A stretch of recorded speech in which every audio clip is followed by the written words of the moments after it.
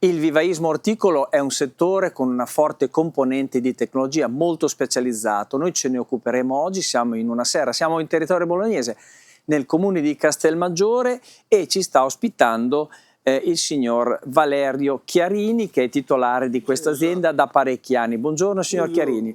Allora, noi abbiamo iniziato questo percorso di conoscenza di questo settore, un settore che ha una forte specializzazione, dove, dicevo prima, anche è fondamentale anche la tecnologia, quindi si parte dal riscaldamento, dalla semina, che è molto importante anche avere una qualità del seme fondamentale. Allora, una descrizione della sua azienda, signor Chiarini, perché questa è un'azienda che è storica, è radicata nel territorio da quanti anni?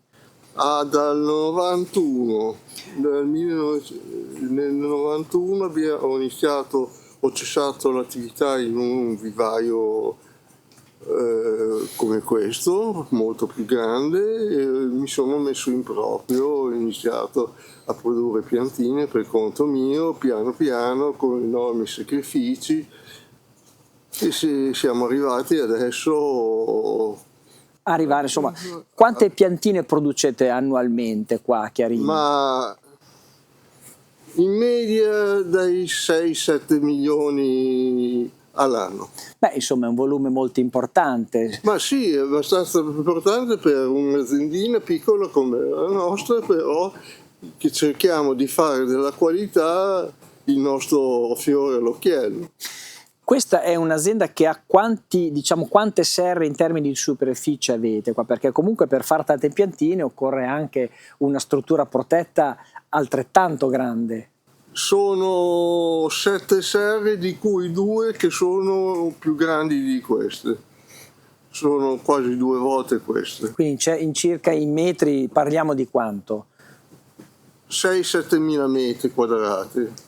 Quindi insomma c'è del lavoro. Sì, c'è da lavorare. Questo è un lavoro che, se vuoi lavorare, sì, è un lavoro molto particolare.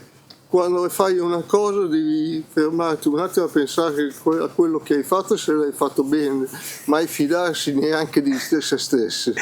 Qua si produce di tutto, no? Quindi dagli ortaggi, e quindi parliamo di, non so, di peperoni. Quante referenze fate complessivamente?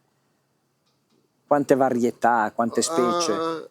Circa una quarantina, adesso più o meno, solo perché poi i peperoni ce ne sono di 8-10 tipi, pomodori altrettanti, poi ce ne sarebbero, perché noi abbiamo cercato di standardizzare, perché sennò... In base anche a quella che è la richiesta, perché Esatto, altrimenti... si va alla richiesta del mercato, quello che chiede il cliente e via. Ecco, se un cliente viene qua e dice voglio la tale varietà, non abbiamo nessun problema a fargliela. Quali sono, dove vanno queste piantine qua? Poi dopo parleremo in modo approfondito anche del processo produttivo, magari con un collaboratore che ci spiega dalla semina fino a quando vengono portate alla vendita. Chi sono i clienti, diciamo, di un'azienda come la vostra? C'è il consumatore finale, c'è il lobbista, c'è Allora, l'azienda che... Noi ci forniamo soprattutto grandi, piccole e medie aziende agricole. Che in tutto questo c'è compreso tutti quelli che fanno la vendita a casa, che io li ho classificati come piccole aziende. Quindi qua dicevo prima che c'è anche un investimento in termini energetici, perché sono serre riscaldate, quindi fin quando è freddo, quindi sono tutte serre che per far crescere le piante ovviamente... Fino a aprile più o meno si scalda. Si scalda sempre, quindi sì, c'è un assorbimento di energia importante. Esatto, e fa parte dei costi di produzione, incide notevolmente. Quante persone sono impegnate qua in questa azienda? Io più 4 dipendenti. E quindi sono impegnati tutto l'anno?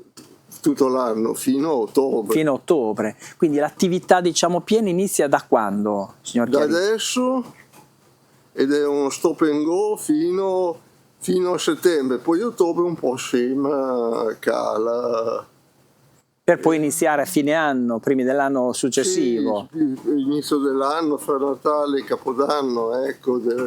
certo. dell'anno, ecco. Cioè, l'obiettivo è comunque portare le piantine al mercato quando la gente appunto ha bisogno di mettere a dimora questi prodotti. Esatto, devo portare al mercato. Noi vengono messi così, il cliente viene, fa l'ordine, dice la data di consegna e noi consegniamo la data che il cliente che richiede, ecco.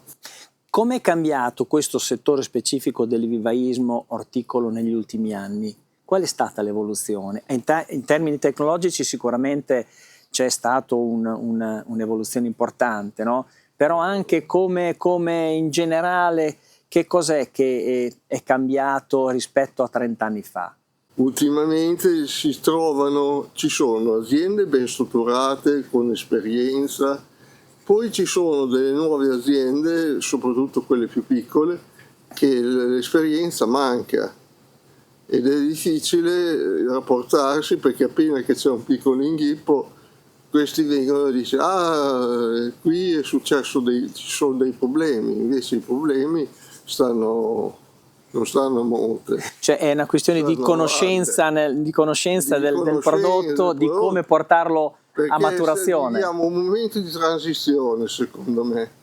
E allora ci si approcciamo fino adesso abbiamo avuto fino a qualche anno fa, con degli agricoltori che erano dei tecnici. Invece adesso c'è di quelli che sono bravi in termini, c'è di quelli che non per demerito loro non hanno esperienza e questo è un lavoro che se sbagli qualcosa lo vedi e lo paghi.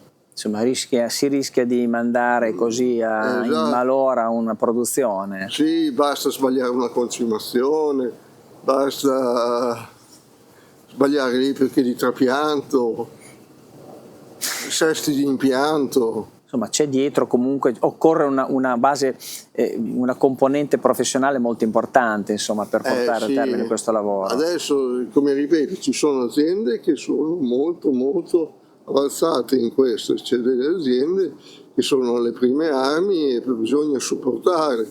Noi cerchiamo di dare un aiuto a questi ragazzi, se vengono ci chiedono le informazioni, noi cerchiamo di aiutarli.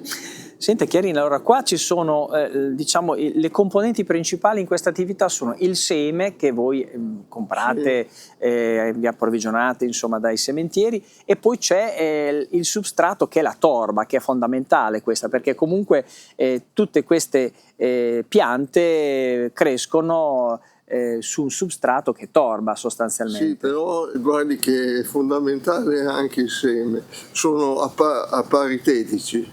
Vedi, signor Chiarini, intanto noi la lasciamo qua un momento perché vogliamo vedere un po' qual è il processo produttivo a partire appunto dalla semina e c'è un suo bravo collaboratore che fra un po' ci spiega cosa avviene a partire dal seme. Poi se volete chiedere istruzioni anche loro, ormai lui mi può sostituire.